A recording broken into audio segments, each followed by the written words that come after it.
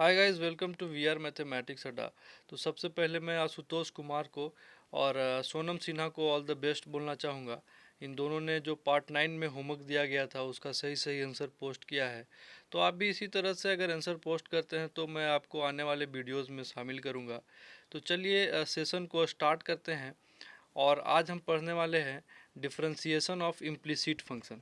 तो सबसे पहले ये बहुत ज़रूरी है कि आप ये जान लें कि इम्प्लिसिट फंक्शन होता क्या है। तो गाइज़, अभी तक आपने जो भी पढ़ाई किया होगा, होता क्या था कि y एक साइड होता था, या तो LHS साइड या तो RHS साइड, और x दूसरे साइड होता था, या तो LHS या RHS। इसका मतलब होता था कि ऐसा इक्वेशन दे के हमें बुलाता था कि dy/dx फाइंड करो, तो हम आसानी से निकाल लेते थे।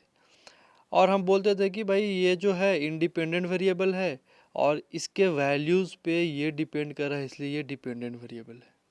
सेम वे में अगर इस इक्वेशन को भी आप ध्यान से देखें तो यहाँ पे y एक साइड है और x दूसरे साइड है, तो यहाँ पे dy/dx निकालना हमारे लिए आसान था और हम अभी तक यही सीखते ही आ रहे थे।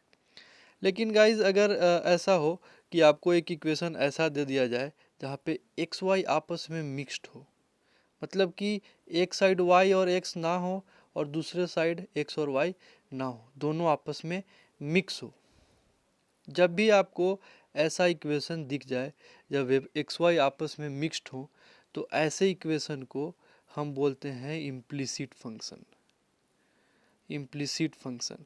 और आज हम सीखेंगे कि इम्प्लिसिट फंक्शन मतलब एक्स वाई जब आपस में मिक्स होगा तो हम कैसे उसका डिफरेंशिएशन करेंगे। तो आप पूछेंगे कि सर इसको क्या बोलेंगे जब y और x अलग अलग हो, तो इसे हम बोल सकते हैं एक्सप्लिसिट फंक्शन। तो गाइज, एक्सप्लिसिट फंक्शन का डिफरेंशिएशन हम लोग ऑलरेडी सीख चुके हैं। आज हम पढ़ने वाले हैं इम्प्लिसिट फंक्शन का डिफरेंशिएशन। तो चलिए कुछ बेसिक बातों से मैं इस सेशन को स्टार्ट करता हूँ। सपोज करो कि आपको एक क्वेश्चन दे दिया जाए X Y is equal to zero, और मैं आपसे बोलूँ कि इसका डिफरेंशिएशन करके बताओ विथ रिस्पेक्ट टू एक्स। तो आप बोलिएगा सर ये तो बिल्कुल आसान है, यू भी रूल लगाएंगे और यू को बाहर रखेंगे, भी का डिफरेंशिएशन करेंगे, प्लस भी को बाहर रखेंगे और यू का डिफरेंशिएशन कर देंगे, और इज इक्वल टू जीरो। तो सर ये तो वन के बराबर हो जाएगा। और फिर हम क्या करेंगे कि x d y by d x और plus one is equal to zero, one को उठा के इधर फेंकेंगे तो माइनस वन में, अच्छा ये y होगा गाइज, तो y को उठा के इधर फेंकेंगे तो ये जाके उधर माइनस वाई में गिरेगा। और अगर इस x को उठा के नीचे फेंक दे तो ये माइनस वाई बाई एक्स में जाके गिरेगा। तब ये तो सर बिल्कुल आसान था करना। फिर चलिए गाइज, अगर मैं आपको ये बोलूँ कि एक्स वाई स्क्वायर का डिफ्रेंसिएशन करके दिखाओ इज इक्वल टू जीरो, फिर से बोलेंगे आप कि सर ये तो बिल्कुल आसान है। फर्स्ट फंक्शन को बाहर रखिए, सेकंड फंक्शन का डिफ्रेंसिएशन करेंगे, मतलब कि d y square by d x, plus second function को बाहर रखेंगे और फर्स्ट का डिफ्रेंसिएशन करेंगे इज इक्वल टू जीरो। और सर इसको तो हम वन लिख सकते हैं, ये वन के बराबर हो जाएगा, और इसको उठा के इस साइड फेंकेंगे तो ये माइनस में आ जाएगा। लेकिन सर वाई स्क्वायर का डिफरेंशिएशन करने के लिए तो चैन रूल अप्लाई करना पड़ेगा। तो गाइस, जब आप चैन रूल अप्लाई कीजिएगा इसका डिफरेंशिएशन करने के लिए, तो ये टू वाई आएगा, वाई स्क्वायर का डिफरेंशिएशन। लेकिन वाई का भी हम डिफरेंशिएशन करेंगे, मतलब कि two y into d y by d x हो जाएगा, इज इक्वल टू क्या लिखेंगे गाइज, माइनस वाई स्क्वायर। अच्छा, जब इस चीज़ को मल्टीप्लाई करके नीचे उठा के फेंकेंगे तो d y by d x is equal to क्या आ जाएगा guys, minus y square by two x y. और फिर हम y से y को कैंसिल कर सकते हैं। तो गाइज, यहाँ पे जो ऑब्जर्व करने वाली बात है कि जब ऐसा हो रहा था कि y रह रहा था, तो x के रिस्पेक्ट में इसका डिफरेंशिएशन हम लिख रहे थे d y by d x. जब वाई स्क्वायर हुआ तो x के रिस्पेक्ट में आपने बताया कि two y by d y by d x लिखेंगे। लेकिन क्या होगा जब y क्यूब आएगा, तो सर कुछ नहीं, पहले वाई क्यूब का डिफ्रेंसिएशन 3y² और फिर y का डिफ्रेंसिएशन dy/dx। और गाइज अगर y⁴ दे दिया जाए तो सेम वे में 4y³ dy/dx हो जाएगा इसका डिफ्रेंसिएशन। और ऐसे ही पावर बढ़ते जाएगा तो सिंपली चैन रूल लगा के हम कर लेंगे। अगर गाइज ये बात आप समझ लेते हैं तो आपके लिए इम्प्लिसिट फंक्शन का डिफ्रेंसिएशन बिल्कुल आसान हो जाता है। तो चलिए स्टेप बाय स्टेप हम लोग सीखते हैं कि कैसे इम्प्लिसिट फंक्शन को और आसानी से सोल्व किया जाए। तो फर्स्ट स्टेप जो आप ऑलरेडी कर चुके हो, आपको x के रिस्पेक्ट में डिफ्रेंशिएट कर देना है जो भी इक्वेशन होगा। तो गाइज ये ऑलरेडी मैं अभी आपको बता चुका हूँ कि x के रिस्पेक्ट में डिफ्रेंशिएट कर देना है। और फिर क्या करना है कि जो भी dy और dx वाला टर्म होगा, जो हम कर रहे थे कि इसे एक साइड कलेक्ट कर रहे थे और दूसरे साइड जो बिना dy/dx वाला होगा उसे भेज देंगे। फिर क्या करेंगे, दोनों को अलग अलग सेपरेट करेंगे तो हमें dy/dx मिल जाएगा और हमारा डिफ्रेंसिएशन काम खत्म। तो चलिए क्वेश्चन लेते हैं और इसको और अच्छे से समझते हैं। सपोज कीजिए आपके पास एक सवाल है x² + y² = a² और आपको फाइंड करना है dy/dx। आप बोलिएगा कि सर फर्स्ट स्टेप को लगाते हैं। फर्स्ट स्टेप क्या था सर कि डिफ्रेंशिएट करना है विथ रिस्पेक्ट टू x।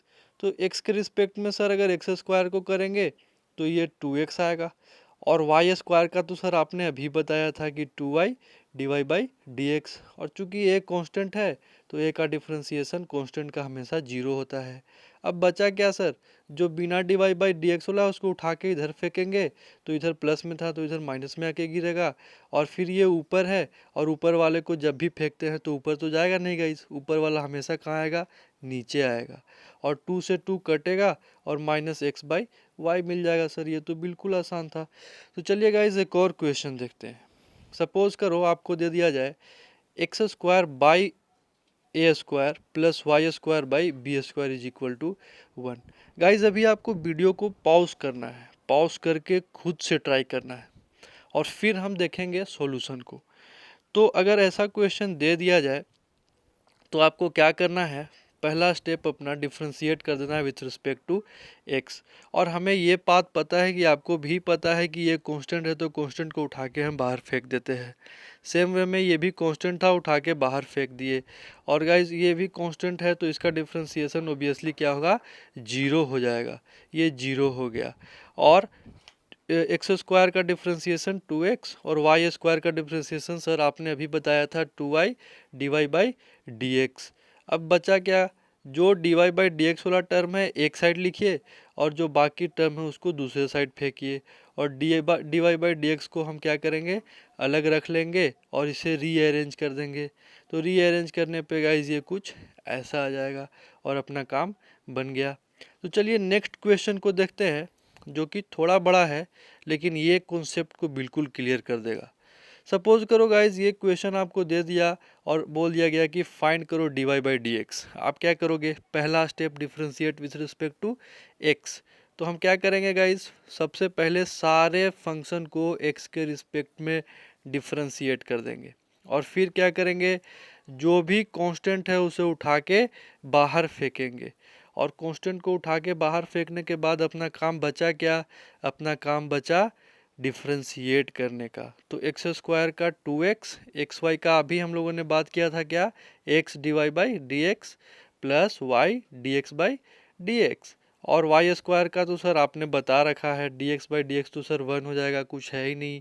और dy/dx।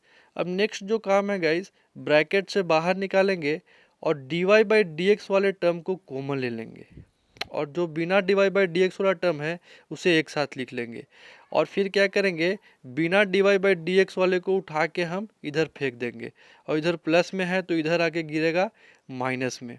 और फिर क्या, ऊपर वाले को उठा के फेंको, गिरेगा कहाँ जाके, नीचे। ये तो यूनिवर्सल रूल है मेरे ख्याल से, ऊपर को फेंको तो नीचे ही गिरेगा। तो ये अपना आंसर मिल गया।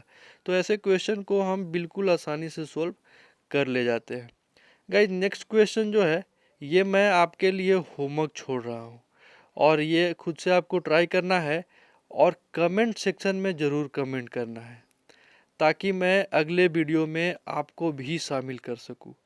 तो इस वीडियो को देखने के लिए thank you so much. Video को सब्सक्राइब करना ना भूलें। मिलेंगे हम अगले वीडियो में कुछ और अच्छे क्वेश्चन के साथ इम्प्लिसिट फंक्शन के ऊपर।